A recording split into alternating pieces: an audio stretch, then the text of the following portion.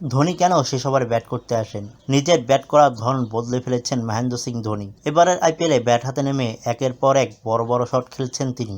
এবার সে রহস্যই ফাঁস করলেন গৌতম গম্ভীর। গম্ভীর বলেন, চেন্নাই সুপার কিংসে ধোনির খেলা বদলে গেছে। একটি সাক্ষাৎকারে তিনি বলেন, এটি চেন্নাইয়ের একটি পরিকল্পনার অংশ।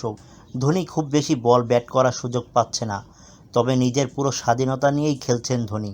প্রথম বল থেকেই তাকে দেখা যাচ্ছে বড় শট খেলতে, কারণ তার সামনে খেলার জন্য খুব বেশি বল থাকে না।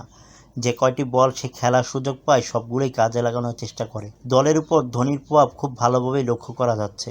গম্ভীর আরও বলেন, বেশি সময় ক্রিজে থাকলে এই বয়সে তার কাছে খেলার দখল নিতে কিছুটা সমস্যা হতে পারে। তাই চেন্নাই চেষ্টা করছে ধোনিকে কীভাবে কম বল খেলিয়ে বেশি রান করানো যায়। কলকাতা নাইট রাইডার্সের এই মেন্টর বলেন, 20 থেকে 25 বল খেললে দায়িত্ব বাড়ে। শুধু বড় শট খেললেই হয় না, দলের দিকেও নজর দিতে হয়। ফলে দৌড়ে বেশি রান নিতে হয়। এই বয়সে সেটা করতে সমস্যা হতো ধোনির। তাই ওকে 8 থেকে 10 বলের জন্য পাঠানো হচ্ছে। ধোনি তাই বড় শট খেলা ছাড়া কিছুই ভাবছেন না। চলতি আইপিএলে চেন্নাইয়ের হয়ে 7টি ম্যাচে ব্যাট করতে নেমেছেন তিনি, করেছেন 96 রান।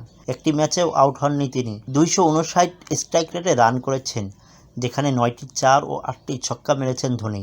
ধোনির এই রূপ সাহায্য করেছে চেন্নাইকে। আরও একবার আইপিএল জেতার স্বপ্ন দেখছে তারা।